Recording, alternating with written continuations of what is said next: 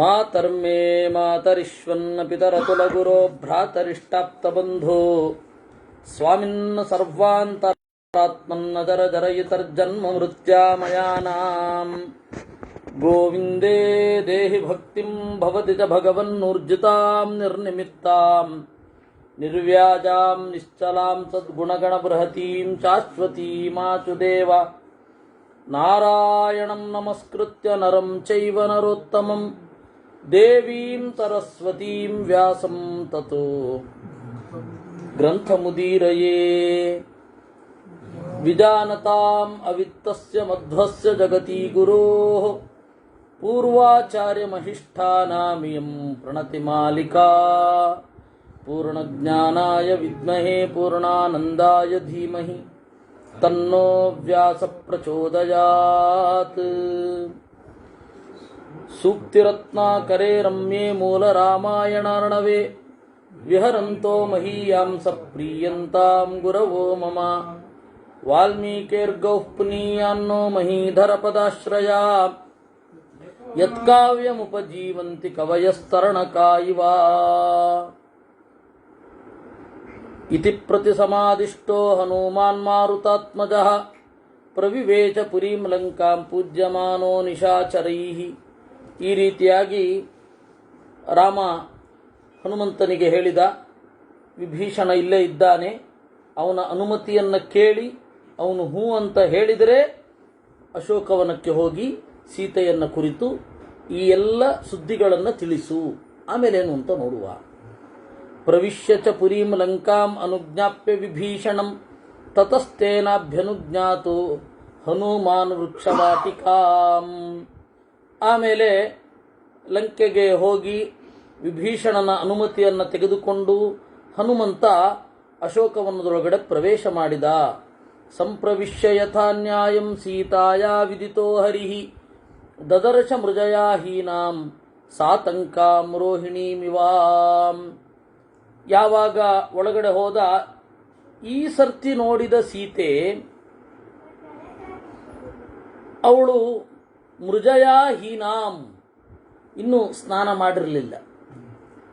ಗಂಡ ದೂರ ಇದ್ದಾಗ ಸ್ನಾನ ಮಾಡದೇ ಇರೋದು, ಅಥವಾ ಸ್ನಾನ ಮಾಡ್ತಾರೆ, ಸದಾಚಾರದ ಅಂಗವಾಗಿ ಮಾಡ್ತಾ ಇದ್ರು,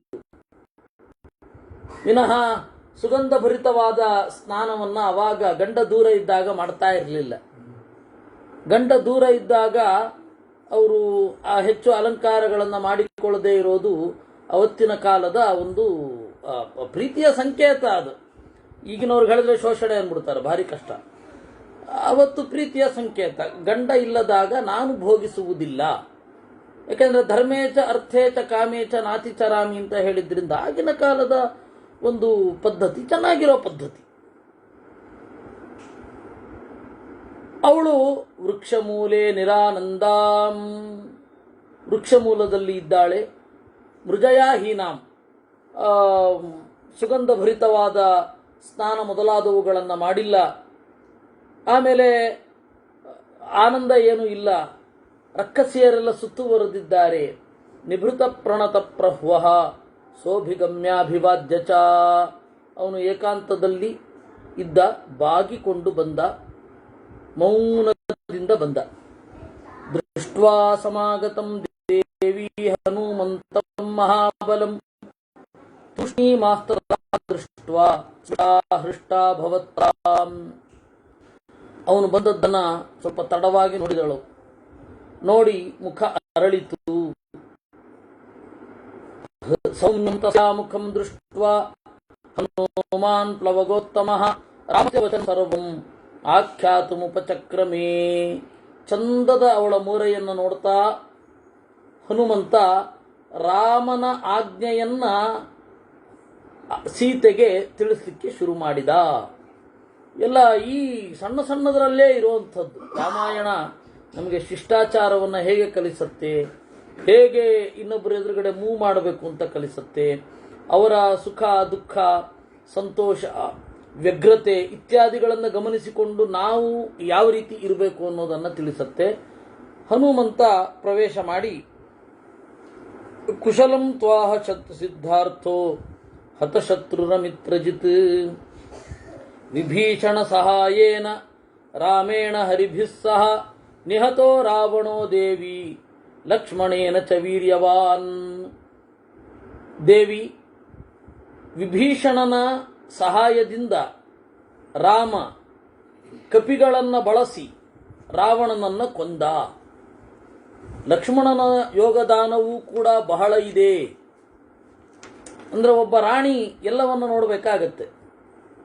ಒಬ್ಬ ರಾಣಿಯಾಗಿ ಯಾರ್ಯಾರ ಪಾತ್ರ ಏನು ಅನ್ನೋದನ್ನು ಬಹಳ ಚೆನ್ನಾಗಿ ಒಂದೇ ವಾಕ್ಯದಲ್ಲಿ ಕನ್ವೆ ಮಾಡಿದ. ಪ್ರಿಯಮಾಖ್ಯಾಮಿ ತೇ ದೇವಿ ಭೂಯಶ್ಚತ್ವಾಂ ಸಭಾಜಯೇ ತವ ಪ್ರಭಾವಾತ್ ಧರ್ಮಜ್ಞೆ ಮಹಾನ್ ರಾಮೇಣ ಸಂಯುಗೇ. ನಿನಗೆ ಒಂದು ಪ್ರಿಯವಾದ ಸಂಗತಿಯನ್ನು ಹೇಳುತ್ತೇನೆ. ನಿನ್ನನ್ನು ರಾಣಿ ಅಂತ ಹೇಳಿ ಗೌರವಿಸ್ತೇನೆ.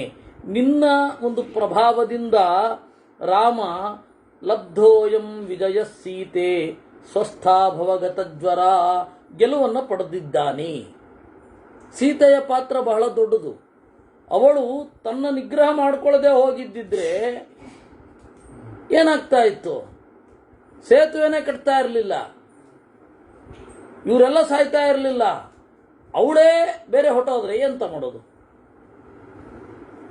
ಈಗ ಟ್ರಾಯ್ ಯುದ್ಧ ನಡೀತು. ನಿಮಗೆ ಗ್ರೀಕಿನ 2 ವೀರಕಾವ್ಯಗಳು ಅಂತ ನಿಮಗೆ ಗೊತ್ತಿದೆ. ಅದರಲ್ಲಿ ಅವಳನ್ನು ಎತ್ಕೊಂಡು ಬಂದ, ಯಾರೋ ಒಬ್ಬಳನ್ನು ಎತ್ಕೊಂಡು ಬಂದ. ಆಯ್ತಾ? ಟ್ರಾಯ್ ನಗರದ ಒಬ್ಬ ಇವನು ಪ್ರಯಾಮ್ ಎತ್ಕೊಂಡು ಬಂದ ಹೆಲೆನ್ನನ್ನ. ಎತ್ಕೊಂಡು ಬಂದರೆ ಅವಳು ಅವನ ಜೊತೆ ಓಡ್ ಬಂದ್ಬಿಟ್ಟಿದ್ಲು. ಅವಳಿಗಾಗಿ 16 ವರ್ಷ ಮುತ್ತಿಗೆ ಹಾಕಿ ಯುದ್ಧ ಮಾಡಿದ್ರು. ಏನು ಪ್ರಯೋಜನ ಆಯಿತು? ನಮಗೆ ಅನ್ಸತ್ತೆ, ಅಯ್ಯೋ ಯಾಕಪ್ಪ ಯುದ್ಧ ಮಾಡ್ಬೇಕಾಯ್ತು, ಓಡಿ ಹೋದವಳು ಆಯ್ತಪ್ಪ ಹೋಗ್ಲಿಂದ ಬಿಡಬಾರ್ದೆ. ಅವಳ ಪಾತ್ರ, ಅವಳ ಕ್ಯಾರೆಕ್ಟರು, ಅವಳ ಮನಸ್ಥಿತಿ ಯಾವುದೂ ಅಲ್ಲಿಲ್ಲ. ಆದರೆ ಅದು ಇವರಿಗೆ ಮಹಾಕಾವ್ಯ. ನಮ್ಮಲ್ಲಿ ಸೀತೆ ಕರ್ಕೊಂಡು ಹೋದ ಅವನು. ಅವಳು ಒಂದು ಚೂರು ತನ್ನ ನಿಗ್ರಹದಿಂದ, ಇಂದ್ರಿಯದಿಂದ ಜಾರಲಿಲ್ಲ. ಊಟ ಕೂಡ ಮಾಡಲಿಲ್ಲ. ಭೋಗದಲ್ಲಿ ಇರೋದು ಬಿಡಿ, ಊಟ ಕೂಡ ಮಾಡಲಿಲ್ಲ. ಸ್ಪಾರ್ಟಾದಿಂದ ಹೆಲೆನ್ನನ್ನೇ ಎತ್ಕೊಂಡು ಬಂದಿದ್ದು, ಅದು ದೊಡ್ಡ ಕಥೆ. ಅವರು ಹೋಮರ್ ಅವನು ಈ ತರಹ ಮಾಡಿದ್ದು. ಅದರಿಂದ ನಿನ್ನ ಪ್ರಭಾವದಿಂದ ವಿಜಯವನ್ನು ಸಾಧಿಸಿದ, ಅದು ಕರೆಕ್ಟ್. ಅದು ರಾವಣ ಸತ್ತಿದ್ದಾನೆ, ಲಂಕೆ ವಶದಲ್ಲಿದೆ. ಮಯಾ ಹ್ಯಲಬ್ಧ ನಿದ್ರೇಣ ಧೃತೇನ ತವ ನಿರ್ಜಯೇ ಪ್ರತಿಜ್ಞೈರ್ಣ ಬದ್ಧಾತೆ ತುಮ್ಮ ಹೋದಧೌ. ಓ ಸೀತೆ, ನಾನು ನಿದ್ರೆ ಮಾಡಲಿಲ್ಲ. ನಿನ್ನನ್ನು ಗೆಲ್ಲಬೇಕು ಅಂತನ್ನುವ ದೃಷ್ಟಿಯಿಂದ ಪ್ರತಿಜ್ಞೆ ಮಾಡಿದ್ದೆ. ಇದು ರಾಮನ ಮಾತು, ಇವನು ಅನುವಾದ ಮಾಡ್ತಾ ಇರೋದು. ಪ್ರತಿಜ್ಞೈಷಾ ವಿನಿಸ್ತೀರ್ಣ ಬದ್ಧಾತೆ ತುಮ್ಮ ಹೋದಧೌ. ಸೇತುವೆ ಕಟ್ಟಿ ಕಡಲಿನಲ್ಲಿ ನನ್ನ ಪ್ರತಿಜ್ಞೆಯನ್ನು ಉಳಿಸಿಕೊಂಡೆ. ಸಂಭ್ರಮಶ್ಚನ ಕರ್ತವ್ಯೋ ವರ್ತಂತ್ಯ ರಾವಣಾಲಯೇ ವಿಭೀಷಣ ವಿಧೇಯಂ ಹಿ ಲಂಕೈಶ್ವರ್ಯಮಿದಂ ಕೃತಂ. ಟೆನ್ಷನ್ ಮಾಡ್ಕೊಳ್ಬೇಡ, ರಾವಣನ ಮನೆಯಲ್ಲಿ ಇನ್ನೂ ಇದ್ದೇನೆ ಅಂತ. ಈಗ ವಿಭೀಷಣ ಬಂದಿದ್ದಾನೆ, ಅವನ ವಸ್ತುಗಳನ್ನು ನಾವು ಬಳಸಬಹುದು. ಸೂಚನೆ ಇದೆ ಅಲ್ಲಿ. ವಿಭೀಷಣ ವಿಧೇಯಂ ಹಿ ಲಂಕೈಶ್ವರ್ಯಮಿದಂ ಕೃತಂ ತದಾಶ್ವಸಿ ವಿಸ್ರಬ್ಧ ಸ್ವಗೃಹೇ ಪರಿವರ್ತಸೆ ಅಯಂ ಚಾಭ್ಯೇತಿ ಸಂಹೃಷ್ಟ ತ್ವದ್ದರ್ಶನ ಸಮುತ್ಸುಕಃ.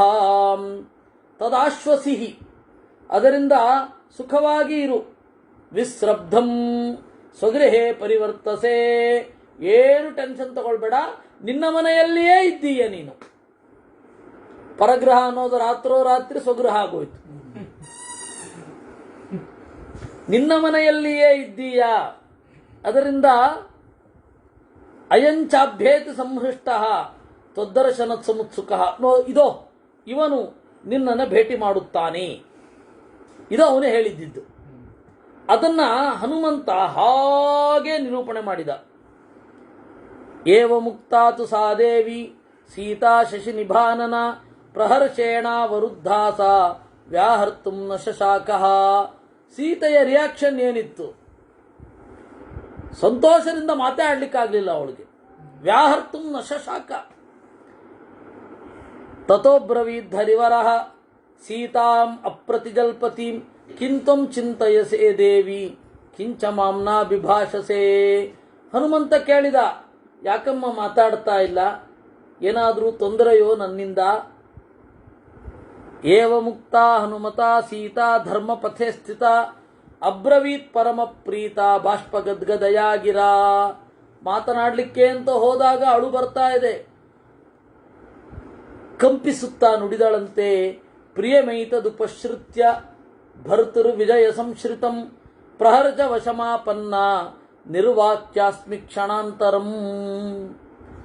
ಈ ಅತ್ಯಂತ ಪ್ರಿಯವಾದ ವಾರ್ತೆಯನ್ನ ಕೇಳಿ ಪ್ರಹರ್ಷ ವಶಮಾಪನ್ನ, ಉತ್ಕಟವಾದ ಆನಂದಕ್ಕೆ ಒಳಗಾಗಿದ್ದೇನೆ. ಅದರಿಂದಾಗಿ ನಿರ್ವಾಕ್ಯಾಸ್ಮಿ ಕ್ಷಣಾಂತರಂ, ಮಾತೇ ಹೊರಡ್ತಾ ಇಲ್ಲ. ನಹಿ ಪಶ್ಯಾಮಿ ಸದೃಶಂ ಚಿಂತಯಂತಿ ಪ್ಲವಂಗಮ ಆಖ್ಯಾನಕಸ್ಯ ಭವತೋ ದಾತುಂ ಪ್ರತ್ಯಭಿನಂದನಂ. ಈ ಅದ್ಭುತವಾದ ಪ್ರಿಯವಾದ ನುಡಿಯನ್ನ ನೀನು ಹೇಳಿದ್ದಿ. ಈ ಸುದ್ದಿಯನ್ನ ಕೊಟ್ಟ ನಿನಗೆ ಏನು ಕೊಡ್ಲಿ? ಏನೂ ಇಲ್ಲ. ನಿನಗೆ ಯೋಗ್ಯವಾದದ್ದನ್ನು ಕೊಡ್ಲಿಕ್ಕೆ ಇಲ್ಲೇನೂ ಇಲ್ಲ. ನಚ ಪಶ್ಯಾಮಿ ಸದೃಶಂ ಪೃಥಿವ್ಯಾಂ ತವ ಕಿಂಚನ. ಇಲ್ಲಲ್ಲ, ಊರಿಗೆ ಹೋದ್ಮೇಲೆ ಕೊಡು. ಇಲ್ಲ, ಇಡೀ ಭೂಮಿಯಲ್ಲಿ ನೀನು ಕೊಡಲಿಕ್ಕೆ ಯೋಗ್ಯವಾದದ್ದಿಲ್ಲ. ರಾಜ್ಯಂ ವಾ ತ್ರಿಷು ಲೋಕೇಶು ಯೇ ತನ್ನರ್ಹತಿ ಭಾಷಿತಂ ಹಿರಣ್ಯಂ ವಾ ಸುವರ್ಣಂ ವಾ ರತ್ನಾನಿ ವಿವಿಧಾನಿ ಚ. ಈ ಸುಖ ಏನಾಗ್ತಾ ಇದೆ, ಈ ಸುಖಕ್ಕೆ ಪ್ರತಿಯಾಗಿ ಬಂಗಾರ ಕೊಡ್ಲೆ, ದೇವಲೋಕದ ಬಂಗಾರವನ್ನು ಕೊಡ್ಲೆ. ಸುವರ್ಣ ಬೇರೆ, ಹಿರಣ್ಯ ಬೇರೆ. ಲೋಕದಲ್ಲಿ ಇದು ಪರ್ಯಾಯ ಪದ. ಆದರೆ ದೇವಲೋಕದ ಬಂಗಾರ ಹಿರಣ್ಯ. ನಾವು ಇದನ್ನ ಹಿರಣ್ಯ ಅನ್ಬಾರದು. ಕಾವ್ಯಕ್ಕೆ ಬೇಕಾದ್ರೆ ಅನ್ಬಹುದು. ಹಿತಂಚ ರಮಣೀಯಂಚ ಹಿರಣ್ಯಂ ಸಂಪ್ರಕೀರ್ತಿತಂ ಅಂತ. ಯಾವುದು ಹಿತವೂ ರಮಣೀಯವೂ ಆಗಿರ್ತದೋ ಅದು ಹಿರಣ್ಯ. ಮನುಷ್ಯ ಲೋಕದ್ದು ಸುವರ್ಣ, ಒಳ್ಳೆ ಬಣ್ಣ ಅಷ್ಟೆ. ಹಿತ ಆಗಬೇಕು, ರಮಣೀಯ ಆಗಬೇಕು ಅಂತ ಇಲ್ಲ. ಇನ್ನು ದೇವತೆಗಳ ಬಂಗಾರ ಏನಿದೆ, ಇನ್ನೂ ಬೇರೆ ಬೇರೆ ಇದೆ. ಇನ್ನೂ ಬೇರೆ ಬೇರೆ ಇದೆ. ಅದರಿಂದ ಜಾಂಬೂನದ ಅಂತ ಕರೀತಾರೆ. ಅದೆಲ್ಲ ಬೇರೆ ಬೇರೆ ಅರ್ಥದ ವಿಶೇಷಗಳನ್ನೆಲ್ಲ ಒಳಗೊಂಡಿದೆ. ಈ ಹಿನ್ನೆಲೆಯಲ್ಲಿ ದೇವಲೋಕದ ಬಂಗಾರ ಕೊಡ್ಲೋ, ಮನುಷ್ಯ ಲೋಕದ ಬಂಗಾರ ಕೊಡ್ಲೋ, ಯಾವುದನ್ನು ಕೊಡ್ಲಿ ಹೇಳಪ್ಪ? ರಾಜ್ಯವನ್ನು ಕೊಡ್ಲಾ ಅಂತ ಹೇಳಿದಾಗ ಹನುಮಂತ ಪ್ರಗೃಹೀತಾಂಜಲಿರ ಹರ್ಷಾತ್ ಸೀತಾಯ ಪ್ರಮುಖೆ ಸ್ಥಿತ ಬಾಗಿ ಕೈಗಳನ್ನು ಮುಗಿದು ನುಡಿದ ಅಂತೆ. ಆ ಪಲಿಮಾರು ಮಠದ ಹನುಮಂತನನ್ನು ನೀವು ನೋಡಿರಬೇಕು. ಅದು ವೇದದಲ್ಲಿ ಬಣ್ಣಿಸಿದ ಭಂಗಿ. ಬಳಿತ್ಥಾ ತದ್ವಪುಷೇ ಧಾಯಿ ದರ್ಶತಂ ದೇವಸ್ಯ ಭರ್ಗಸ್ತಃ ಸೋಯತೋ ಜನಿ. ಹೀಗೆಯೇ ಬಾಗಿ ಹನುಮಂತ ನುಡಿದ. ಏನು? ಭರ್ತು ಪ್ರಿಯ ಹಿತೇ ಯುಕ್ತೆ ಭರ್ತೃ ವಿಜಯಕಾಂಕ್ಷಿಣಿ ಸ್ನಿಗ್ಧಮೇವಂ ವಿಧಂ ವಾಕ್ಯಂ ತ್ವಮೇವಾರ್ಹಸ್ಯ ನಿಂದಿತೆ. ತಾಯಿ ಗಂಡನಿಗೆ ಪ್ರಿಯವಾಗಲಿ ಅಂತ, ಗಂಡನಿಗೆ ಹಿತವಾಗಲಿ ಅಂತ ಹೀಗೆ ಕಾತರಿಸಿ ತಪಸ್ಸು ಮಾಡಿದೆ ಅಲ್ವಾ? ಈ ತರಹದ ಸ್ನೇಹ ಇದೆ ಅಲ್ವಾ? ಈ ಸ್ನೇಹಕ್ಕೆ ಈ ಸುಖ ನಿನಗೆ ಯೋಗ್ಯವಾಗಿದೆ. ಅಯೋಗ್ಯವಾದವನಿಗೆ ಸಿಕ್ಕ ಸುಖ ಯೋಗ್ಯವಾಗಿರಬೇಕು ಅಂತ ಇಲ್ಲ. ಅಯೋಗ್ಯನಾದವನಿಗೆ ಯೋಗ್ಯವಾದ ಸುಖ ಸಿಕ್ಕಿದ್ರೆ ಪ್ರಯೋಜನ ಏನು? ಇಲ್ಲಿ ತನಕ ಸಿಕ್ಕಿತ್ತಲ್ಲ ರಾವಣನಿಗೆ. ನಿನಗೆ ಸಂದ ವಿಜಯ ಯೋಗ್ಯ. ಅರ್ಥ ತವೈತದ್ವಚನಂ ಸೌಮ್ಯೇ ಸಾರವತ್ ಸ್ನಿಗ್ಧಮೇವ ಚ ರತ್ನೌಘಾದ್ವಿವಿಧಾಚ್ಚಾಪಿ ದೇವರಾಜ್ಯಾದ್ವಿಶಿಷ್ಯತೆ. ನೀನಿಷ್ಟು ಹೇಳಿದೆಯಲ್ಲ, ಇದು ನನಗೆ ದೇವರಾಜ್ಯ ಸಿಕ್ಕಿದ್ದಕ್ಕಿಂತ ಹೆಚ್ಚಿನ ಬೆಲೆ ಕೊಟ್ಟಂತಾಯ್ತು. ನನಗೆ ನಿನಗೇನು ಕೊಡ್ಲಿಕ್ಕೆ ಸಿಗ್ತಾ ಇಲ್ಲ ಅಂತ ಹೇಳಿದೆಯಲ್ಲ, ಅದು ನನಗೆ ನೀನು ಈ ಮಾತು ಹೇಳಿದ್ದೆ ದೇವಲೋಕಕ್ಕಿಂತ ಮಿಗಿಲಾದ ಸುಖ.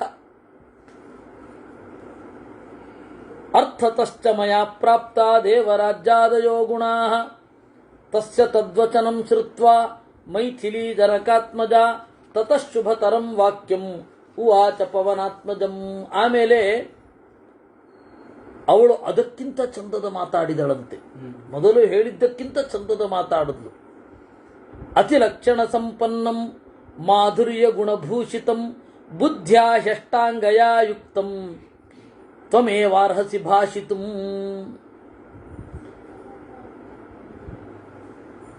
ಹನುಮಂತ, ನಿನ್ನ ಈ ಮಾತು ಇದೆಯಲ್ಲ, ಬುದ್ಧ್ಯಾ ಅಷ್ಟಾಂಗಯ ಯುಕ್ತಂ, 8 ಅಂಗಗಳಿರುವ ಬುದ್ಧಿಯಿಂದ ಹೊರಬಂದ ಮಾತು. ಏನು 8 ಅಂಗ?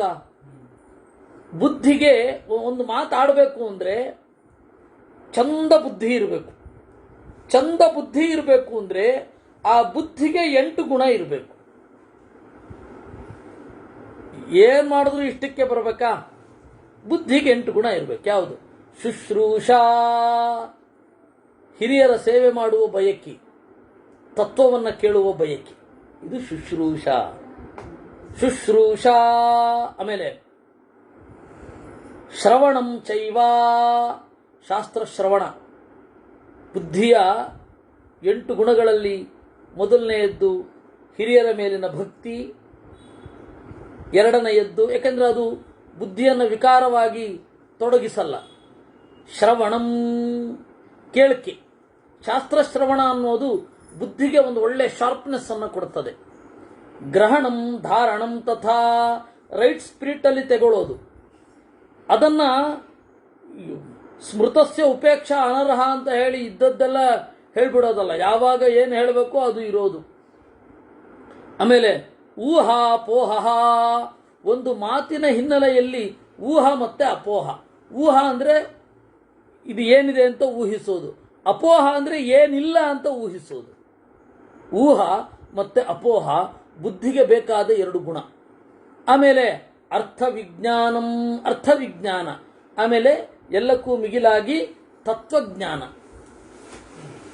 ಈ 8 ಬುದ್ಧಿಯ ಗುಣಗಳು. ಈ 8 ಬುದ್ಧಿಯ ಗುಣಗಳು ಏನಿದೆ ಅದರಿಂದ ಹೇಳಿದ ಮಾತು ನಿನ್ನಂಥವ್ನು ಮಾತ್ರ ಆಡ್ಲಿಕ್ಕೆ ಸಾಧ್ಯ, ಬೇರೆಯವರಲ್ಲ ಅಂತಂದು. ಅದಕ್ಕೆ ಹೇಳಿದ್ದು ತತಃ ಶುಭತರಂ ವಾಕ್ಯಂ.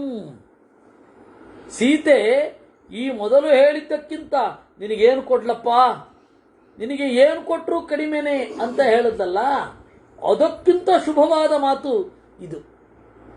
ಶ್ಲಾಘನೀಯೋ ನಿಲಸ್ಯತ್ವಂ ಸುತ ಪರಮಧಾರ್ಮಿಕ ಬಲಂ ಶೌರ್ಯಂ ಶ್ರುತಂ ಸತ್ವಂ ವಿಕ್ರಮೋ ದಾಕ್ಷ್ಯಮುತ್ತಮಂ. ನೀನು ಶ್ಲಾಘನೀಯ, ಹೊಗಳಲು ಯೋಗ್ಯನಾದವನು, ವಾಯುವಿನ ಮಗ, ಗಾಳಿರಾಯನ ಮಗ, ಪರಮಧಾರ್ಮಿಕ, ಬಲ ಶೌರ್ಯ, ಶ್ರುತ, ಶ್ರುತ ಅಂದರೆ ಶಾಸ್ತ್ರ, ಸತ್ವ ಮನಸ್ಸಿನ ಒಂದು ದೃಢತೆ, ವಿಕ್ರಮ ದಾಕ್ಷ್ಯ ಅಂದರೆ ಎಬಿಲಿಟಿ, ತೇಜಸ್ಸು, ಕ್ಷಮ, ಧೃತಿ, ಸ್ಥೈರ್ಯ, ಎಲ್ಲಕ್ಕಿಂತ ಮಿಗಿಲಾಗಿ ವಿನೀತ. ಹೀಗಿದ್ದಿ ನೀನು. ಪ್ರಗೃಹೀತಾಂಜಲಿರ ಹರ್ಷಾತ್. ಇದನ್ನ ಕೇಳಿ ಅವನೇನು ತಲೆ ಕೆಡಿಸ್ಕೊಳ್ಳಿಲ್ಲ. ಅವನಿಗೆ ಬಹಳ ಮಿತಿಮೀರಿದ ಸಂತೋಷ ಆಗಲಿಲ್ಲ. ಅದನ್ನ ವಿನೀತವಾಗಿ ಸ್ವೀಕಾರ ಮಾಡಿದ. ಗುರುಗಳ ಸೇವೆ ಯಾಕೆ ಮಾಡಬೇಕು ಅಂತಂದ್ರೆ ಇದಕ್ಕೆ ಒಂದು ವಿನಯವನ್ನು ಕಲಿಸಿಕೊಡುತ್ತೆ, ಹದ್ದು ಬಸ್ತು ಮೀರಿ ಹೋಗದಂತೆ ಕಲಿಸುತ್ತೆ. ದೊಡ್ಡವರ ಸೇವೆ ಮಾಡಿದರೆ ಮಿತಿ ಮೀರೋದಿಲ್ಲ. ಮಿತಿ ಮೀರಿ ದುಃಖಕ್ಕೂ ರಿಯಾಕ್ಟ್ ಆಗಲ್ಲ, ಮಿತಿ ಮೀರಿ ಸುಖಕ್ಕೂ ರಿಯಾಕ್ಟ್ ಆಗಲ್ಲ. ಪುಸ್ತಕ ಓದಿದ್ರೆ ಜ್ಞಾನ ಬರುತ್ತೆ ಅಂತ ಅಂದುಕೊಂಡಿರ್ತಾರೆ. ಅದು ಸಿಗೋದು ಮಾಹಿತಿ, ಜ್ಞಾನ ಅಲ್ಲ. ಗೂಗಲ್ ಇದೆ ರೀ, ಇವತ್ತು ಏನ್ ಬೇಕಾದ್ರೆ ನೋಡ್ಬಿಡ್ಬೋದು ಅಂತಾರೆ. ನಾವು ಏನು ಗೂಗಲ್ ಕೊಡ್ತೇವೆ, ಗೂಗಲ್ಗೆ ಏನಾರೊಂದು ಕೊಟ್ರೆ ಎಲ್ಲರೂ ಜಾಸ್ತಿ ಯಾವ್ದು ನೋಡಿರ್ತಾರೆ ಆ ಸೈಟನ್ನು ಕೊಡುತ್ತೆ. ಅಪೂರ್ವವಾಗಿರುವ, ಹೆಚ್ಚು ಜನ ನೋಡದ ಒಂದು ವಿಷಯವನ್ನ ಅದು ಡಿಸ್ಪ್ಲೇ ಮಾಡೋದಿಲ್ಲ, ತಲಹರಟೆ ಮಾಡುತ್ತೆ. ಟಿ ಅಂತಂದು ಕೂಡಲೇ ಟೀ ಏನೇನೋ ಊಹಿಸಿ ಅದೇ ಕೊಡುತ್ತೆ. ಟಿ ಯು ಅಂತ ಕೊಟ್ರೆ ಏನೇನೇನೋ ಕೊಡುತ್ತೆ. ಆದರೆ ವಿನಯ ಅಂತ ಒಂದು ಇದ್ರೆ, ಶುಶ್ರೂಷಾ ಅಂತ ಒಂದು ಇದ್ರೆ, ಆ ಪಡೆದ ಮಾಹಿತಿಯನ್ನ ಜೀರ್ಣಿಸ್ಕೊಳ್ಳೋದು ಬೇರೆ. ಅದರಿಂದಾಗಿ ಗುರು ಶುಶ್ರೂಷೆ ಅನ್ನೋದು ಬೇಕು, ವಿನಯ ಅನ್ನೋದು ಬೇಕು. ಆ ವಿನಯ ಇದ್ದದ್ರಿಂದ ಅವನು ಉಬ್ಬಿ ಹೋಗಲಿಲ್ಲ, ಓ ಅಂತ ಹೇಳಿ ಉಬ್ಬಿ ಹೋಗಲಿಲ್ಲ, ವಿನೀತನಾಗಿಯೇ ಒಂದು ಮಾತಾಡದ. ಇಮಾಸ್ತು ಖಲು ರಾಕ್ಷಸ್ಯ ಯದಿತ್ವಮನುಮನ್ಯಸೆ ಹಂತುಮಿಚ್ಛಾಮಿ ತಾಸ್ಸರ್ವಾಹ ಯಾಭಿಸ್ತ್ವಂ ತರ್ಜಿತಾ ಪುರಾ. ಸೀತೆ, ಇವರೆಲ್ಲ ಇದಾರಲ್ಲ, ನಿನಗೆ ಯಾವ ರೀತಿ ಬೈತಾ ಇದ್ರು ಅಂತ ನಾನು ನೋಡಿದ್ದೀನಿ. ಒಂದಾಕ್ಬಿಡ್ಲ ಇವ್ರನ್ನ, ಈ ದಾಸಿಯರನ್ನ. ರಾವಣನ ಬೆಂಬಲ ಇದೆ ಅಂತ ಹೇಳಿ ಕೊಬ್ಬಿನಿಂದ, ರಾವಣನಿಗೆ ಹತ್ತಿರ ಆಗಬೇಕು ಅಂತನ್ನುವ ದೌಷ್ಟ್ಯದಿಂದ, ಹುಮ್ಮಸ್ಸಿನಿಂದ ಏನೆಲ್ಲ ನಿನಗೆ ಬ್ರೇಕಿಂಗ್ ನ್ಯೂಸ್ ಕೊಡ್ತಾ ಇದ್ರು, ಇವ್ರನ್ನೆಲ್ಲ ಕೊಂದಾಕ್ಬಿಡ್ಲ. ಇಹ ಶ್ರುತಾ ಮಯಾ ದೇವಿ ರಾಕ್ಷಸ್ಯೋ ವಿಕೃತಾನನಾಹ ಅಸಕೃತ್ ಪರುಷೈರ್ವಾಕ್ಯೈ ವದಂತ್ಯೋ ರಾವಣಾಜ್ಞೆಯ. ರಾವಣನ ಅಣತಿಯಿಂದ ಇದನ್ನೆಲ್ಲ ಮಾಡ್ತಾ ಇದ್ದದ್ದು. ಮಾಡಬಾರ್ದಿತ್ತು, ಅವರು ಎಲ್ಲ ಮಾಡ್ತಾ ಇದ್ರು. ಕೊಂದಾಕ್ಬಿಡ್ಲ ಅವ್ರನ್ನ. ವಿಕೃತಾಕಾರ ಕ್ರೂರ ಕಚೇಕ್ಷಣಾ ಇಚ್ಛಾಮಿ ವಿವಿಧೈರ್ಘಾತೈ ಹಂತುಮೇತ ಸುದಾರುಣಾ. ಥರಥರವಾಗಿ ಗುದ್ದಲ. ಇಚ್ಛಾಮಿ ವಿವಿಧೈರ್ಘಾತೈ, ಥರಥರವಾಗಿ ಗುದ್ದೋದು. ರಾಕ್ಷಸ್ಯೋ ದಾರುಣ ಕಥಾ ವರಮೇತತ್ ಪ್ರಯಚ್ಛಮೆ ಮುಷ್ಟಿಭಿ ಪ್ರಾಶ್ನಿಘಾತೈಶ್ಚ ವಿಶಾಲೈಶ್ಚೈವ ಬಾಹುಭಿ. ಸರಿಯಾದ ಜಾಗಕ್ಕೆ ಗುದ್ದಿ ಗುದ್ದಿ ಗುದ್ದಿ ಗುದ್ದಿ ಸಾಯಿಸ್ತೇನೆ. ಜಂಘಾಜಾನುಪ್ರಹಾರೈಶ್ಚ ದಂತಾನಾಂ ಚೈವ ಪೀಡನೈಃ ಭಕ್ಷಣೈ ಕರ್ಣನಾಸಾನಾಂ ಕೇಶಾನಾಂ ಲುಂಚನೈಸ್ತಥಾ. ಮೊಣಕೈಯಿಂದ ಹೊಡಿತೇನೆ, ಕಾಲಿಂದ ಹೊಡಿತೇನೆ, ಅವ್ರ ಹಲ್ಲನ್ನ ಪುಡಿ ಪುಡಿ ಮಾಡಿಬಿಡುತ್ತೇನೆ. ಅವರ ಬೇಕಂದ್ರೆ ಹೇಳು, ನನ್ನ ಉಗುರಿನಿಂದ ಅವರ ಕಿವಿಯನ್ನ ಮತ್ತೆ ಮೂಗನ್ನ ಹರಿದು ಬಿಡುತ್ತೇನೆ. ಮಾಡ್ಲಾ? ನಿಪಾತ್ಯ ಹಂತು ಮಿಚ್ಛಾಮಿ ತವ ವಿಪ್ರಿಯಕಾರಿಣೀ ಏವಂ ಪ್ರಹಾರೇರ್ಬಹುಭಿ ಸಂಪ್ರಹಾರ್ಯ ಯಶಸ್ವಿನಿ. ಈ ರೀತಿಯಾಗಿ ಕೆಳಗಡೆ ಹಾಕೊಂಡು ಸರಿಯಾಗಿ ಒದಿಲ. ಬೈದಿದ್ರಲ್ಲ ನಿನ್ಗೆ. ಘಾತಯೇ ತೀವ್ರ ರೂಪಾಭಿರ್ಯಾಭಿಸ್ತ್ವಂ ತರ್ಜಿತಾಪುರ ಇತ್ಯುಕ್ತ ಸಾ ಹನುಮತ ಕೃಪಣಾ ದೀನವತ್ಸಲ. ಈ ರೀತಿಯಾಗಿ ಹೇಳ್ದ. ರಾವಣಾಜ್ಞೆಯ ಅಂತ ಹೇಳಿದಾನೆ. ಯಾಕೆ ಹೇಳಬೇಕಾಯ್ತು? ಸೀತೆಯ ಕ್ಯಾರೆಕ್ಟರ್ ಗೊತ್ತು ಅವನಿಗೆ, ಯಾಕೆ ಹೇಳಬೇಕಾಯ್ತು? ಅಟ್ಲೀಸ್ಟ್ ಕೇಳಿ ಆದ್ರೂ ಸಂಕಟ ಪಡ್ಲಿ ಅಂತ. ಆ ರಾಕ್ಷಸಿಯರು ಅವನೇನು ಹಾಗೆ ಮಾಡಲ್ಲ, ಯಾಕಂದ್ರೆ ರಾವಣಾಜ್ಞೆಯ ಅಂತ ಅವನೇ ಹೇಳಿದಾನೆ. ರಾವಣನ ಆಜ್ಞೆಯಿಂದ ಈ ತರಹ ಎಲ್ಲ ಹೇಳ್ತಾ ಇದ್ರು ಅಂತ. ಆಗ ಹನುಮಂತ ಮುವಾಚೇದಂ ಚಿಂತಯಿತ್ವಾ ವಿಮೃಶ್ಯ ಚ ರಾಜ ಸಂಶ್ರಯ ವರ್ಷಾನಾಂ ಕುರುವತೀನಾಂ ಪರಾಜ್ಞೆಯ. ನೋಡಿದಳು ರಾಜನ ಆಜ್ಞೆಯಿಂದ ಏನೇನೆಲ್ಲ ಮಾಡಬೇಕಾಗತ್ತೆ, ಅವ್ರಿಗಿಷ್ಟ ಇದೆಯೋ ಇಲ್ವೋ ಮಾಡಬೇಕಾಗತ್ತೆ. ಮಯೈತತ್ ಪ್ರಾಪ್ಯತೆ ತರ್ವಂ ಸ್ವಕೃತಂ ಹ್ಯುಪಭುಜ್ಯತೆ ವಿಧೇಯಾನಾಂಚ ದಾಸೀನಾಂ ಕಕ್ಕುಪ್ಯೇದ್ವಾನರೋತ್ತಮ ಭಾಗ್ಯ ವೈಷಮ್ಯ ದೋಷೇಣ ಪುರಸ್ತಾದ್ ದುಷ್ಕೃತೇನ ಚ. ನೋಡಿ ಆ ಸೀತೆಯ ಮಾರ್ಧವ, ಭಾರತೀಯ ಹೆಣ್ಣಿನ ಮನಸ್ಥಿತಿ ಅಲ್ಲ. ಈಗಾಗಲೇ ಅವರು ಶಿಕ್ಷೆ ಅನುಭವಿಸ್ತಾ ಇದ್ದಾರೆ. ದಾಸಿಯರಾಗಿ ಬಂದದ್ದೇ ಸಾಲದೆ, ರಾವಣನ ದಾಸಿಯರಾಗಿ ಬಂದದ್ದೇ ದೊಡ್ಡ ಶಿಕ್ಷೆ. ಅದ್ರ ಮೇಲೆ ವಿಕೃತಾಕಾರ, ಒಬ್ಳಿಗೆ ಒಂದೇ ಕಾಲು, ಒಬ್ಳಿಗೆ ಒಂದೇ ಕಣ್ಣು, ಒಬ್ಳಿಗೆ ಹಳೆ ಮೇಲ್ ಕಣ್ಣು, ಒಬ್ಳಿಗೆ ಮೂಗಿರೋ ಜಾಗದಲ್ಲಿ ಕಣ್ಣು, ಕಣ್ಣಿರೋ ಜಾಗದಲ್ಲಿ ಮೂಗು, ಆಯ್ತಾ, ಒಬ್ಳಿಗೆ ಹೊಟ್ಟೆಯಲ್ಲಿ ಕಣ್ಣು. ಈ ಎಲ್ಲ ದುಃಖಗಳನ್ನು ಅವರು ಅನುಭವಿಸ್ತಾ ಇದ್ದಾರೆ. ಈಗಾಗಿರೋದೇ ಸಾಕು, ಇನ್ನು ನಾವು ಬೇರೆ ಶಿಕ್ಷೆ ಕೊಡಬೇಕಾ? ಇದ್ರ ಮೇಲೆ ಅವನು ಹೇಳಿದ ಅಂತ ಮಾಡಿದ್ರು, ಅವ್ರ ಬಗ್ಗೆ ಮಾಡಬಾರದು. ನಾನು ಭಾಗ್ಯ ವೈಷಮ್ಯದೋಚೇಣ ಪುರಸ್ತಾದ್ ದುಷ್ಕೃತೇನ ಚ ಮಯೈತತ್ ಪ್ರಾಪ್ಯತೆ ತರ್ವಂ ಸ್ವಕೃತಂ ಹ್ಯುಪಭುಜ್ಯತೆ. ಹಿಂದಿನ ಜನ್ಮದಲ್ಲಿ ಯಾವ ಜನ್ಮದಲ್ಲಿಯೋ ನಾನೇನು ಪಾಪ ಮಾಡಿದ್ದೇನೆ, ಅದರಿಂದ ದುಃಖ ಅನುಭವಿಸಿದೆ. ಅದಕ್ಕೆ ಅವ್ರೇನು ಮಾಡಲಿಕ್ಕಾಗತ್ತೆ? ಭಾರತೀಯರ ಒಂದು ಗುಣ, ಅವರು ಸ್ಟ್ರೆಸ್ ರಿಲೀಫ್ ಆರಾಮಾಗಿ ಮಾಡ್ಕೊಂಡ್ಬಿಡ್ತಾರೆ. ಏನು ಮಾಡೋದು, ದೇವರು ಹೀಗಿಟ್ಟಿದ್ದಾನೆ ತಗೊಳ್ಬೇಕಷ್ಟೇ ಅನ್ನೋದೇನಿದೆ, ಇದರಂಥ ರಿಲೀಫ್ ನಮಗೆ ಯಾವ ಇದು ಬೇಡ. ಮನೋವಿಜ್ಞಾನಿಗಳ ಅದು ಇದು ಏನು ಬೇಡ, ಎಲ್ಲ ಕರ್ಮ ರೀ, ನನ್ನ ಕರ್ಮ ಅಂತ ಸಮಾಧಾನ ಮಾಡ್ಕೊಂಡ್ಬಿಡ್ತಾನೊಬ್ಬ ಆಸ್ತಿಕ. ಅದೇ ಒಬ್ಬ ನಾಸ್ತಿಕ ಎಷ್ಟು ಕಷ್ಟ, ನನಗೆ ಆರೋಗ್ಯ ಸರಿ ಇಲ್ಲ, ಚರ್ಮ ರೋಗ ಬಂದಿದೆ ಅಂತ ನಮಗೆ ನಮ್ಮ ರಾಜು ಅವರಿಗೆ ಅತ್ಯಂತ ಆತ್ಮೀಯರಾದ ಒಬ್ರು ಆತ್ಮಹತ್ಯೆ ಮಾಡ್ಕೊಂಡ್ಬಿಟ್ರು. ಹಾಗೆ ಇದೆಲ್ಲ ಅವನು ಪರಮನಾಸ್ತಿಕ. ಅವನು ತಾನು ದೊಡ್ಡ ಬುದ್ಧಿವಂತ ಅಂತ ಮೆರಿತಾ ಇದ್ದವನು, ದೇವತೆಗಳನ್ನ ಬ್ರಾಹ್ಮಣರನ್ನ ಹೀನವಾಗಿ ನಿಂದನೆ ಮಾಡ್ತಾ ಇದ್ದವನು. ಇವರೇನು ಮಾಡಲಿಲ್ಲ, ಯಾರು ಶಾಪ ಹಾಕಲಿಲ್ಲ ಅವನಿಗೆ. ಅವನಿಗೆ ಪ್ರಾಬ್ಲಮ್ ಏನಾಯ್ತು ಅಂದ್ರೆ ಒಂದು ನೈತಿಕ ಆಧಾರವೇ ಇಲ್ಲ ಅಂತಾಗಿ ಹೋಯಿತು. ಒಬ್ಬ ವಿಪರೀತ ತಪ್ಪು ಮಾಡಿದವನಿಗೆ, ಎಲ್ಲರನ್ನ ದೇವತೆಗಳನ್ನು ಅಲ್ಲಗೆಳೆಯುವವನಿಗೆ ದೇವರು ಶಿಕ್ಷೆ ಕೊಡಬೇಕಾಗಿಲ್ಲ, ಅವನ ಮನಸ್ಸೇ ಅವನಿಗೆ ಶಿಕ್ಷೆ ಆಗೋಗತ್ತೆ. ಈ ಕೆಲವರು ಇನ್ನೊಂದು ಓವರು, ದೇವರನ್ನ ಒಳ್ಳೆ ಸ್ಯಾಡಿಸ್ಟ್ ತರ ಚಿತ್ರಿಸ್ಬಿಡ್ತಾರೆ ಆಸ್ತಿಕರೇ. ಅಯ್ಯೋ ನೋಡಿ ಅವನು ಹಾಗೆ ಮಾಡ್ದ, ದೇವ್ರು ಹಿಂಗೆ ಮಾಡ್ದ. ದೇವರು ಹಾಗೆ ಮಾಡಿದ್ದ ಅನ್ನೋದಕ್ಕಿಂತ ಅವನು ಹಿಂದಿನದ್ದನ್ನ ಅವನು ಉಂಡ ಅಷ್ಟೇ. ಸ್ವಕೃತಂ ಹಿ ಉಪಭುಜ್ಯತೆ. ದೇವರು ಮಾಡ್ದ ಅಂತ ಹೇಳಲಿಲ್ಲ ಅವಳು. ಅಯ್ಯೋ ನನ್ನ ಇಷ್ಟೇ ಹಿಂದಿನದ್ದಕ್ಕೆಲ್ಲ ಕಾರಣ ದೇವರು ಅಂತ ಹೇಳಲಿಲ್ಲ. ಸ್ವಕೃತ್ ನಾನು ಮಾಡಿದ್ದು ನನಗೆ ಬಂತು ಒಂದು. ಇದು ನಮಗೆ ಆದ ಕೆಡುಕನ್ನ ನಮಗೆ ಆರೋಪಿಸಿಕೊಳ್ಳಬೇಕು. ನಮಗೆ ಆದ ಒಳಿತನ್ನ ಗುರುಗಳು ಮಾಡಿದ್ದು ಗುರುಗಳ ಅನುಗ್ರಹದಿಂದ ಅಂತ ಹೇಳಬೇಕು. ಹೀಗಿದ್ದವರಿಗೆ ವಿದ್ಯೆ ಸಿದ್ಧಿಯಾಗತ್ತೆ ಅಂತ ತಂತ್ರಸಾರ ಸಂಗ್ರಹದಲ್ಲಿ ಮಧ್ವಾಚಾರ್ಯರು ಹೇಳ್ತಾರೆ 4ನೆಯ ಅಧ್ಯಾಯದಲ್ಲಿ. ಅದರಿಂದ ನೋಡಿ, ಇದು ಭಾರತೀಯರ ಮನಸ್ಸು. ಸ್ವಕೃತಂ ಹಿ ಉಪಭುಜ್ಯತೆ. ಮೈವಂವದ ಮಹಾಬಾಹೋ ದೈವೀ ಹೇಷಾ ಪರಾಗತಿ ಪ್ರಾಪ್ತವ್ಯಂ ತು ದಚಾಯೋಗಾನ್ ಮಯೈತದಿತಿ ನಿಶ್ಚಿತಂ. ನನಗೆ ಅವ್ರು ಕಾಟ ಕೊಡ್ತಾ ಇದ್ದಾಗಲೂ ಇವ್ರು ಕಾಟ ಕೊಡ್ತಾ ಇದ್ದಾರೆ ಅಂತ ಅನ್ನಿಸ್ತಿಲ್ಲ, ನನ್ನ ದಶೆ ಸರಿ ಇಲ್ಲ ಅಂತ ಅನ್ನಿಸಿತು ಅಷ್ಟೇ. ದಾಸೀನಾಂ ರಾವಣಸ್ಯಾಹಂ ಮರ್ಷಯಾಮೀಹ ದುರ್ಲಭ. ನಾನು ಇದನ್ನೆಲ್ಲ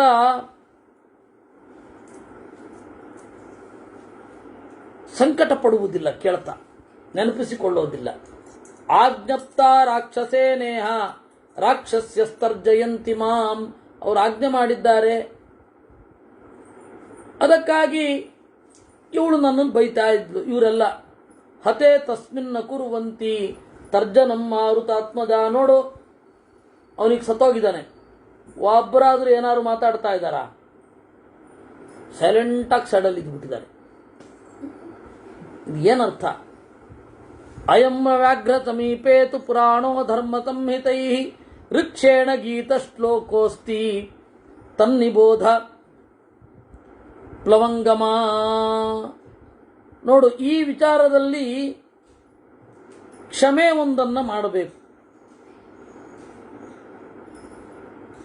ಒಂದು ಕಥೆ ಹೇಳ್ತೇನೆ, ಒಂದು ಸಣ್ಣ ಕಥೆ ಅವಳು ಹೇಳ್ತಾಳೆ. ಆ ಕಥೆಯಲ್ಲಿ ಒಂದು ಶ್ಲೋಕ ಇದೆ ಅಷ್ಟೇ. ಅದರದ್ದು ಹೀಗೆ ಮಾಡಬೇಕು. ಒಂದು ಅರಣ್ಯ, ಒಬ್ಬ ಏನು ಮಾಡಿದ, ಬೇಡ ಇದ್ದ, ಹುಲಿ ಅಟ್ಟಿಸ್ಕೊಂಡು ಬಂತು. ಧಾಡನೇ ಏರಿದ. ಇವನಿಗಿಂತ ಮೊದಲು ಅಲ್ಲಿ ಕರಡಿ ಇತ್ತು. ಆಯ್ತಾ?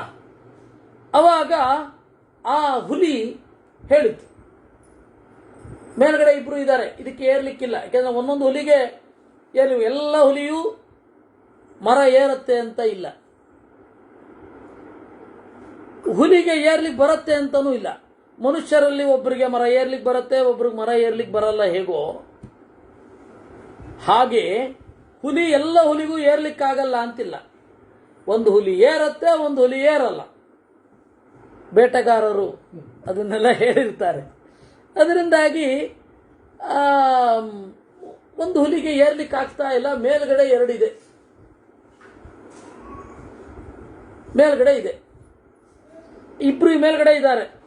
ಅದಕ್ಕೆ ಕೆಳಗಡೆ ಹಾಕು ಅಂತ ಹೇಳಿತು. ಹುಲಿ ಇತ್ತು, ಬೇಡ ನನ್ನ ಕೆಳಗಡೆ ತಳ್ಳು ಅಂತ ಹೇಳಿತು. ಆಗ ಅವನೇನು ಮಾಡಿದ,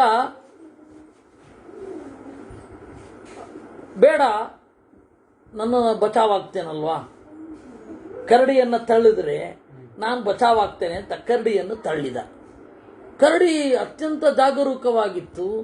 ಬೀಳ್ತಾ ಇರಬೇಕಾದ್ರೆ ಇನ್ನೊಂದು ಕೊಂಬೆಯನ್ನು ಹಿಡಿದು ಮತ್ತೆ ಏರಿಬಿಡ್ತು. ಆಗ ಹುಲಿ ಹೇಳಿತು, ನೋಡಿದ್ಯಾ ಮನುಷ್ಯರ ಕಥೆ, ನೀನೀಗ ಅವನನ್ನು ಬೀಳಿಸು ಅಂತ. ಆಗ ಕರಡಿ ಹೇಳಿತು, ನಪರಪ್ಪಾಪಮಾದತ್ತೆ ಪರೇಶಾಂ ಪಾಪ ಕರ್ಮಣಾಂ ಸಮಯೋ ರಕ್ಷಿತವ್ಯಸ್ತು ಸಂತಶ್ಚಾರಿತ್ರ ಭೂಷಣಾಃ ನಪರ ಪಾಪಮಾದತ್ತೆ ಪರೇಶಾಂ ಪಾಪಕರ್ಮಣಾಂ. ಅವನು ಮಾಡಿದ, ಅದರಿಂದಾಗಿ ನಾನು ಪಾಪಕರ್ಮ ಮಾಡ್ತೇನೆ ಅಂತ ಹೊರಡಬಾರದು. ಅವನು ನನಗೆ ಮಾಡಿದ, ಅದರಿಂದಾಗಿ ನಾನು ಅವನಿಗೆ ಮಾಡ್ತೇನೆ ಅಂತ ಹೋಗಬಾರದು. ಸಮಯೋ ರಕ್ಷಿತವ್ಯಸ್ತು, ಮಾಡಿಕೊಂಡ ಒಪ್ಪಂದವನ್ನ ರಕ್ಷಣೆ ಮಾಡಬೇಕು. ಸಂತಹ ಚಾರಿತ್ರ ಭೂಷಣಾಃ, ಸಜ್ಜನರಿಗೆ ಅಲಂಕಾರ ಯಾವುದು ಅಂದ್ರೆ ಒಳ್ಳೆ ಕ್ಯಾರೆಕ್ಟರ್. ಪಾಪಾನಾಂ ವಾ ಶುಭಾನಾಂ ವಾ ವಧಾರ್ಹಾಣಾಮಥಾಪಿ ವಾ ಕಾರ್ಯಂ ಕಾರುಣ್ಯಮಾರ್ಯೇಣ ನ ಕಶ್ಚಿನ್ನಾಪರಾಧ್ಯತಿ. ಪಾಪಿಷ್ಠರು, ಒಳ್ಳೆಯವರು,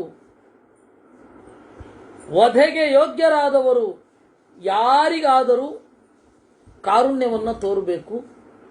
ಯಾರು ಅಪರಾಧ ಮಾಡೋಲ್ಲ ಅಂತ ಇಲ್ಲ ಅಲ್ವೇ. ಲೋಕಹಿಂಸಾ ವಿಹಾರಾಣಾಂ ಕ್ರೂರಾಣಾಂ ಪಾಪಕರ್ಮಣಾಂ ಕುರ್ವತಾಮಪಿ ಪಾಪಾನಿ ನೈವ ಕಾರ್ಯಮಶೋಭನಂ. ಲೋಕಹಿಂಸಾ ಮಹಾರಾಣಾಂ, ಹಿಂಸೆಯೇ ಆನಂದ ಒಬ್ರಿಗೆ, ಕೆಲವೊಬ್ರಿಗಿರುತ್ತೆ. ಕ್ರೂರರಿರ್ತಾರೆ, ಪಾಪಿಗಳಿರ್ತಾರೆ, ಪಾಪಗಳನ್ನು ಮಾಡ್ತಾ ಇರ್ತಾರೆ.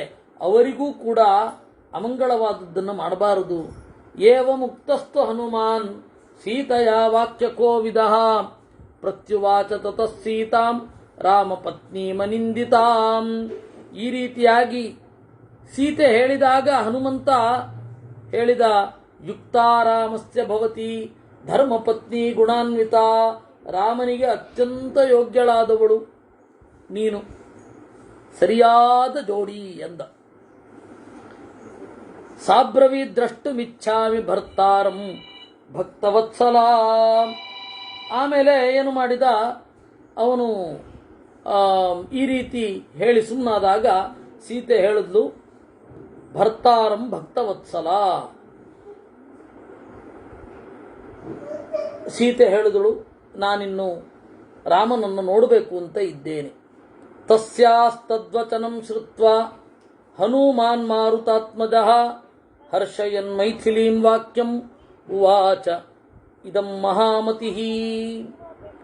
ಹನುಮಂತ ಹೇಳ್ತಾನೆ, ಇನ್ನೇನು ರಾಮನನ್ನು ನೀನು ನೋಡುತ್ತಿ. ಸ್ಥಿತಮಿತ್ರಂ ಹತಾಮಿತ್ರಂ, ಅವನ ಜೊತೆಗೆ ಈಗ ಮಿತ್ರರಿದ್ದಾರೆ, ಅಮಿತ್ರರಿಲ್ಲ. ತಾಮೇವ ಮುಕ್ತ್ವಾ ಭ್ರಾಜಂತೀಂ ಸೀತಾಂ ಸಾಕ್ಷಾದಿವ ಶ್ರಿಯಂ ಆಜಗಾಮ ಮಹಾತೇಜಾಃ ಹನುಮಾನ್ಯತ್ರ ರಾಘವಃ. ಆದರೆ ನೀನು ಗಂಡನನ್ನು ನೋಡಬೇಕು ಅಂದರೆ ನೀನು ಸಾಮಾನ್ಯಳಲ್ಲ, ರಾಣಿ. ಅವನು ರಾಜ, ರಾಜರ ರಾಜ. ಇಬ್ಬರು ಭೇಟಿ ಮಾಡಲಿಕ್ಕೆ ಒಂದು ಅನುಕೂಲಕರವಾದ ವಾತಾವರಣ ನಿರ್ಮಾಣ ಆಗಬೇಕು. ಅದನ್ನು ವಿಭೀಷಣನ ಹತ್ತಿರ ಮಾತನಾಡಬೇಕು. ಯಾಕೆಂದ್ರೆ ನೀವು ಬೇರೆ ದೇಶದಲ್ಲಿ ಇದ್ದೀರಾ, ಅದರಿಂದ ಇದ್ರ ಬಗ್ಗೆ ಎಲ್ಲ ವ್ಯವಸ್ಥೆ ಮಾಡಿಕೊಂಡು ಬರ್ತೇನೆ ಅಂತ ಹೇಳಿ ಹನುಮಂತ ರಾಮನ ಬಳಿಗೆ ಬಂದ ಅನ್ನುವಲ್ಲಿಗೆ ವಾಲ್ಮೀಕಿಯೇ ಆದಿಕಾವ್ಯೇ ಯುದ್ಧಕಾಂಡೆ ತ್ರಯೋದಶಾಧಿಕ ಶತತಮ ಸರ್ಗ. ತಮುವಾಚ ಮಹಾಪ್ರಾಜ್ಞಃ ಸಹ ಅಭಿವಾದ್ಯ ಪ್ಲವಂಗಮಃ ರಾಮಂ ಕಮಲಪತ್ರಾಕ್ಷಂ ವರಂ ಸರ್ವಧನುಷ್ಮತಾಂ. ಸೀದ ರಾಮನ ಬಳಿ ಬಂದು ಬಾಗಿ ಹನುಮಂತ ನುಡಿದ, ಎನ್ನಿಮಿತ್ತೋ ಯಮಾರಂಭಃ ಕರ್ಮಣಾಂ ಯಫಲೋದಯಃ ತಾಂ ಸೀತಾಂ ಶೋಕ ಸಂತಪ್ತಾಂ ದ್ರಷ್ಟುಮರ್ಹಸಿ ಮೈಥಿಲೀಂ. ಸ್ವಾಮಿನ್, ಯಾರಿಗಾಗಿ ಈ ದೊಡ್ಡ ಕ್ರಿಯೆಯ ಆರಂಭ ಆಯಿತು, ಆ ಕ್ರಿಯೆಯ ಫಲ ಈಗ ಸಿಕ್ಕಿದೆ. ಸೀತೆಯನ್ನು ನೀನು ನೋಡಬೇಕು. ಸಾಹಿ ಶೋಕ ಸಮಾವಿಷ್ಟ ಬಾಷ್ಪ ಪರ್ಯಾಕುಲೇಕ್ಷಣ ಮೈಥಿಲಿ ವಿಜಯಂ ಶ್ರುತ್ವಾ ದ್ರಷ್ಟುಂ ತ್ವಾಂ ಅಭಿಕಾಂಕ್ಷತಿ.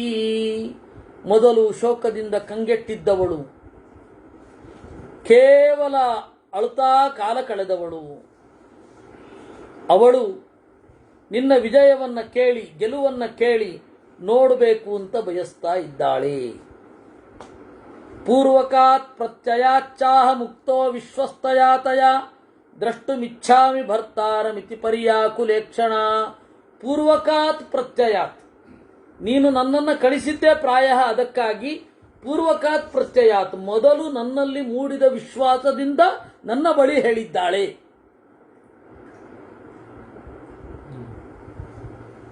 ಮೈಥಿಲಿ ದ್ರಷ್ಟುಮಿಚ್ಛಾಮಿ ಭರ್ತಾರಂ ಇತಿ ಪರ್ಯಾಕುಲೇಕ್ಷಣ. ಸುತ್ತಲೂ ಯಾರಾದರೂ ಇದ್ದಾರೇನೋ ಅಂತ ನೋಡಿದಳು. ಆಕುಲೇಕ್ಷಣ, ಯಾಕೆ ಅಲ್ಲಿ ಯಾರಾದರೂ ಒಂದು ಹೆಣ್ಣು ಇದ್ರೆ, ಅಧಿಕಾರದಲ್ಲಿರುವ ಹೆಣ್ಣು ಇದ್ರೆ, ವಿಭೀಷಣನ ಹೆಂಡತಿ ಸರಮೆಯೋ ಆ ತರಹದವರು ಯಾರಾದರೂ ಇದ್ದಿದ್ರೆ ಅವರ ಬಳಿ ಮಾತನಾಡಿ ಏನಾದರೂ ಮುಂದುವರಿಯಬಹುದಿತ್ತು. ಯಾರೂ ಇರಲಿಲ್ಲ. ಅದರಿಂದಾಗಿ ಪೂರ್ವಕಾತ್ ಪ್ರತ್ಯಯಾಚ್ಚ ಅಹಮುಕ್ತಃ, ಹಿಂದಿನ ವಿಶ್ವಾಸದಿಂದ ನನಗೆ ನುಡಿದಿದ್ದಾಳೆ. ಹೀಗೆ ಹೇಳಿದಾಗ ಅಗಚ್ಚತ್ ಸಹಸಾ ಧ್ಯಾನಂ ಈಶದ್ ಬಾಷ್ಪ ಪರಿಪ್ಲುತಃ, ರಾಮನ ಕಣ್ಣಿನಲ್ಲಿ ನೀರು ಮೂಡಿದವಂತೆ ಇದನ್ನ ಕೇಳಿ. ಒಂದು ಸ್ವಲ್ಪ ಹೊತ್ತು ಕಣ್ಣು ಮುಚ್ಚಿ ಧ್ಯಾನಿಸಿದ. ಆಗಚ್ಚತ್ ಸಹಸಾ ಧ್ಯಾನಂ ಈಶತ್ ಬಾಷ್ಪ ಪರಿಪ್ಲುತಃ. ಯಾಕೆ? ಸೀತೆ ಕಾಡಿನಲ್ಲಿ ಬಹಳ ಕಾಲ ಕಳೆದರೂ ಕೂಡ ನಗರದ ಶಿಷ್ಟಾಚಾರದ ಮಾತು ಬಂದಾಗ ಅದನ್ನು ಮರೆತಿಲ್ಲ. ಅದರಿಂದಾಗಿ ಇಂತಹ ಪ್ರಸಂಗದಲ್ಲಿ ಎಲ್ಲ ಕಟ್ಟುಗಳನ್ನು ಕಿತ್ತೆಸೆದು ಓಡಿ ಬರಲಿಲ್ಲ ಅವಳು. ಎಲ್ಲ ಕಟ್ಟುಗಳನ್ನು ಕಿತ್ತೆಸೆದು ಓಡಿ ಬರಲಿಲ್ಲ ಅವಳು. ಆ ರಾಣಿಗೆ ಯೋಗ್ಯವಾದ ಮರ್ಯಾದೆ. ಬೇರೆ ಯಾರು ಹೆಣ್ಣು ಮಕ್ಕಳು ಇರಲಿಲ್ಲ. ಆದ್ದರಿಂದ ಅನಿವಾರ್ಯವಾಗಿ ಗಂಡಿಗೆ ಸಂದೇಶ ಕಳಿಸ್ಬೇಕಾಯಿತು, ಗಂಡಿನ ಕೈಯಲ್ಲಿ ಅನ್ನುವ ರಾಣಿವಾಸದ ಶಿಷ್ಟಾಚಾರವನ್ನು ಹೃದಯದಲ್ಲಿಟ್ಟುಕೊಂಡಿದ್ದಾಳೆ. ಓಹ್, ಎಂತಹವಳು! ಅವನು ಬರಲಿ ಅಂತ ಅನ್ನಲಿಲ್ಲ, ನಾನು ಹೋಗ್ತೇನೆ ಎಂದು. ಇವೆಲ್ಲ ರಾಣಿವಾಸದ ಅಂತಃಪುರದ ಶಿಷ್ಟಾಚಾರಗಳು. ಈ ಅರಮನೆಯಲ್ಲಿ ಬಹಳ ಶಿಷ್ಟಾಚಾರಗಳು. ಈ DVG ಅವ್ರದೊಂದು ಕಡೆ ಬರೀತಾರೆ, ಅರಮನೆಯ ಶಿಷ್ಟಾಚಾರವನ್ನು 2 ದಿವಸ ಹೇಳ್ಕೊಟ್ರಂತ ಯಾರೋ ಒಬ್ರು ಇವರು ಅರಮನೆಗೆ ಹೋದಾಗ. ಆದ್ರೆ ಇವ್ರಿಗೆ ಅಲ್ಲಿ ತಡಿಲಿಲ್ಲ. ಅರಮನೆಯ ಶಿಷ್ಟಾಚಾರ ಆದ್ರೆ ಅನಿವಾರ್ಯವಾಗಿ ಇರಬೇಕಾಗ್ತಾ ಇತ್ತು. ದರ್ಬಾರ್ ಭಕ್ಷಿಗಳು ಅಂತ ಇರ್ತಾ ಇದ್ರಂತ ಅವಾಗ. ಅವರು ಹೀಗಿರಬೇಕು ಅಂತ ಹೇಳಿ ಪ್ರಾಕ್ಟೀಸ್ ಇವತ್ತಿಗೂ ಅದೇನು ಬದಲಾಗಿಲ್ಲ. ನೀವು ರಾಷ್ಟ್ರಪತಿ ಪ್ರಶಸ್ತಿ ಬಂತು ಅಂತ ಹೇಳಿದ್ರೆ ಯಾವ ರೀತಿ ನಡಿಬೇಕು, ಎಷ್ಟು ದೂರ ನಡಿಬೇಕು, ಏನ್ ಮಾತಾಡ್ತೀರಾ ಮೊದಲೆಲ್ಲ ಅವ್ರಿಗೆ ಕೊಡಬೇಕು. ಹೇಗೆ ಬರ್ತೀರಾ, ನಿಮ್ಮ ಪರಿಸ್ಥಿತಿ ಏನು, ಎಷ್ಟು ದೂರ ನಡಿಲಿಕ್ಕಾಗತ್ತೆ, ಅಲ್ಲಿ ಹೇಗೆ ನಡಿಬೇಕು ಎಲ್ಲ ಒಂದು ಮಾಕ್ ಡ್ರಿಲ್ ಇದ್ದ ಹಾಗೆ ಎಲ್ಲ ಇಲ್ಲಿ ನಡೆಸಿ ಆಮೇಲೆ ಕರ್ಕೊಂಡು ಹೋಗೋದು. ನಮ್ಮ ಗುರುಗಳು ಪದ್ಮಶ್ರೀ ಪ್ರಶಸ್ತಿ ತೆಗೆದುಕೊಂಡಾಗಲೂ ಈ ರೀತಿ ಅವರಿಗೆ ಮೊದಲೇ ಟ್ರೈನ್ ಮಾಡಿದ್ದನ್ನು ಕುರಿತು ಹೇಳ್ತಾ ಇದ್ರು. ಹಾಗೆ ಅದರಿಂದ ಅದನ್ನೆಲ್ಲ ನೆನಪಿಸಿಕೊಂಡ. ಇನ್ನೂ ಅವಳು ಸೀತೆ ಶಿಷ್ಟಾಚಾರವನ್ನು ಮರೆತಿಲ್ಲ. ದುಃಖ ಉಮ್ಮಳಿಸಿದ್ದಾಗ ಶಿಷ್ಟಾಚಾರವನ್ನು ಮರೆಯಲಿಲ್ಲ. ಸುಖ ಉತ್ಕಟವಾಗಿ ಸ್ಫೋಟ ಆದಾಗಲೂ ಕೂಡ ಮರೆಯಲಿಲ್ಲ. ಎಂತಹ ನಿಯಂತ್ರಿತವಾದ ನಡೆ, ಕಂಟ್ರೋಲ್ಡ್ ಬಿಹೇವಿಯರ್ ಅಂತ ಸೀತೆಯನ್ನು ನೆನೆದು ಒಮ್ಮೆ ಕಣ್ಣೀರು ತುಂಬಿತು. ದಿವ್ಯಾಂಗ ರಾಗಾಂ ವೈದೇಹೀಂ ಸದೀರ್. ಇನ್ನು ಮೈಸೂರು ವಾಸುದೇವಾಚಾರ್ಯರು ಅಂತ ಸಂಗೀತ ಸಮಯ ಅಂತ ಒಬ್ರು ಬರೆದಿದ್ದಾರೆ. ಮೈಸೂರು ವಾಸುದೇವಾಚಾರ್ಯರ ಆತ್ಮಕಥನ. ಅವರೆಲ್ಲ ಯಾವ ರೀತಿ ಶಿಕ್ಷಣ ಕೊಡ್ತಾ ಇದ್ರು, ರಾಜರ ಹತ್ತಿರ ಹೋಗಲಿಕ್ಕೆ ಎಷ್ಟು ದೂರ ನಿಂತು ಮಾತನಾಡಬೇಕು ಅದರ ವಿವರಣೆ ಇದೆ. ಆಮೇಲೆ ಇದು ಯಾವುದು ವಿರಾಟ ಪರ್ವದಲ್ಲಿ ಧೌಮ್ಯರು ಧರ್ಮರಾಜನಿಗೆ ಹೇಳ್ತಾರೆ, ನೋಡಪ್ಪ ನಿನಗೆ ನಮಸ್ಕಾರ ತಗೊಂಡು ಕೊಟ್ಟು ಸೇವಕರು ಹೇಗಿರಬೇಕು ಅಂತ ಗೊತ್ತಿಲ್ಲ, ಹೀಗಿರು ಅಂತ ಒಂದು ಹೇಳ್ತಾರೆ. ಅಲ್ಲಿ ಈ ಸಾಫ್ಟ್ ಸ್ಕಿಲ್ಸ್ ಅಂತ ಏನು ಹೇಳ್ತೇವೆ ಅದರೆಲ್ಲದರ ವಿವರಣೆ ಇದೆ. ಅಥವಾ ಟೇಬಲ್ ಮ್ಯಾನರ್ಸ್ ಅದರೆಲ್ಲದರ ವಿವರಣೆ ಇದೆ. ಅದನ್ನ ನೆನೆದು ರಾಮ ಕಣ್ಣೀರು ತುಂಬಿಕೊಂಡ. ಸದೀರ್ಘಮಭಿನಿಶ್ವಸ್ಯ ಜಗತೀಮವಲೋಕಯನ್ ಉವಾಚ ಮೇಘಸಂಕಾಶಂ ವಿಭೀಷಣಮುಪಸ್ಥಿತಂ. ಧೇನಿಸಿ ಪಕ್ಕದಲ್ಲಿ ನೋಡಿದಾಗ ವಿಭೀಷಣ ಇದ್ದ. ದಿವ್ಯಾಂಗರಾಗಾಂ ವೈದೇಹೀಂ ದಿವ್ಯಾಭರಣಭೂಷಿತಾಂ ಇಹ ಸೀತಾಂ ಶಿರಸ್ನಾತಾಂ ಉಪಸ್ಥಾಪಯಮಾಚಿರಂ.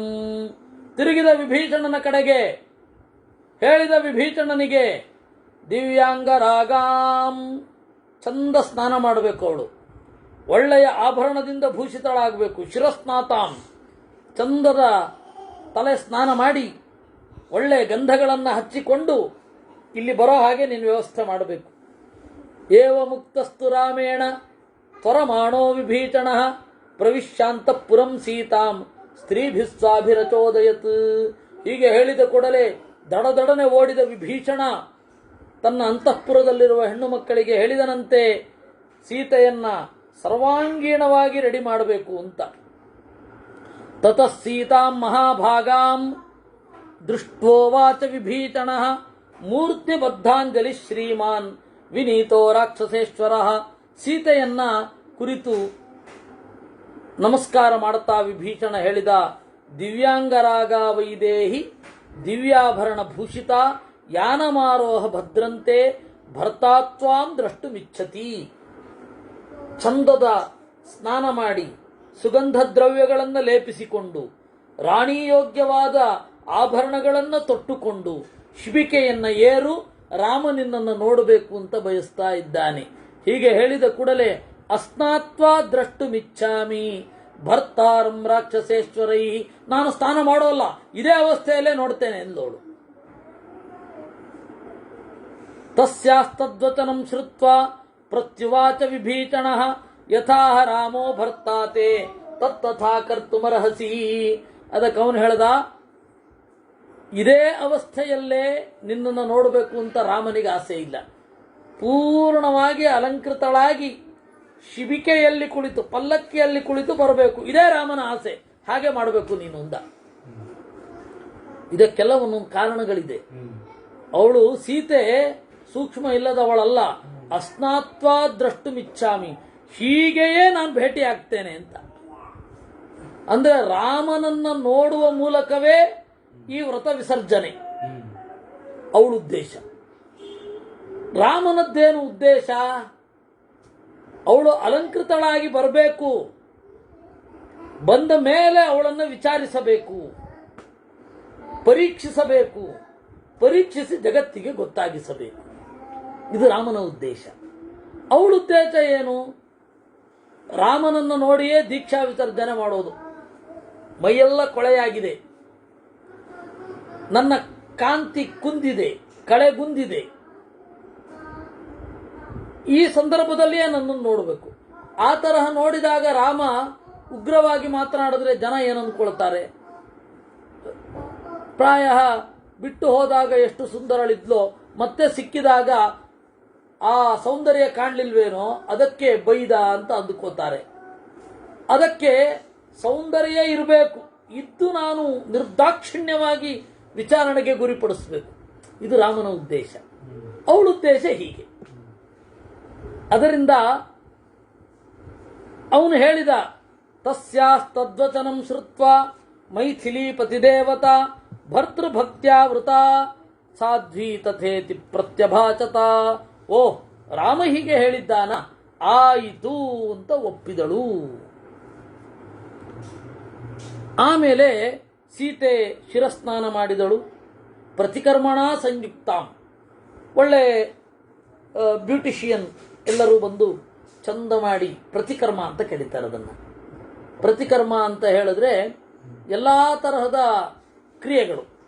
ಕೂದಲು ನೇರ್ಪು ಮಾಡೋದು, ಮೇಕಪ್ಪಿನಲ್ಲಿ ಏನೇನು ಒಳಗೊಂಡಿದೆ, ಕೂದಲು ನೇರ್ಪು ಮಾಡೋದು, ಉಗುರು ಕತ್ತರಿಸೋದು, ಆಮೇಲೆ ಬಣ್ಣ ಬಳಿಯೋದು, ಎಲ್ಲ ಅಲ್ಲ, ಬಣ್ಣ ಬಳಿಯೋದಲ್ಲ, ಏನದು ಮೇಕಪ್ ಮಾಡೋದು, ಬಣ್ಣ ಬಳಿ, ಆ ತರಹ ಎಲ್ಲ ತರಹದ ಒಂದು ದಾಸಿಯರು ಮಾಡಬಹುದಾದ ಕರ್ಮಗಳು ಎಲ್ಲ ಆಗಿ ಮಹಾರ್ಹಾಭರಣೋಪೇತಾಂ ಮಹಾರ್ಹಾಂಬರಧಾರಿಣೀಂ ಆರೋಪ್ಯ ಶಿಬಿಕಾಂ ಸೀತಾಂ ರಾಕ್ಷಸೈರ್ವಹನೋಚಿತೈ, ಗಟ್ಟಿಯಾದ ರಾಕ್ಷಸರು ಆ ಒಂದು ಪಲ್ಲಕ್ಕಿಯನ್ನು ಎತ್ಕೊಂಡ್ರಂತೆ. ರಾಕ್ಷಸೈರ್ಬಹುಭಿರ್ಗುಪ್ತಾಂ ಆದಹಾರ ವಿಭೀಷಣ, ಬಹಳ ಜನ ರಾಕ್ಷಸರು ಸುತ್ತಮುತ್ತ ಆಯುಧಗಳನ್ನೆಲ್ಲ ಇಟ್ಕೊಂಡಿದ್ರು. ಆ ಇದಕ್ಕೆ ಪಲ್ಲಕ್ಕಿಗೆ ಯವನಿಕಾವನ್ನು ಹಾಕಿದ್ರು. ಯವನಿಕಾ ತೆರೆ, ಅದರಿಂದ ತೆಗೊಂಡು ಬಂದ್ರು. ಅಷ್ಟು ದೂರ ನಡೀತಾರೆ ಒಂದು ವಾರದ ತನಕ, ಆಮೇಲೆ ಕ್ಯಾಡ ಇಳಿಸ್ತಾರೆ. ಆಯ್ತಾ? ಕೃಷ್ಣ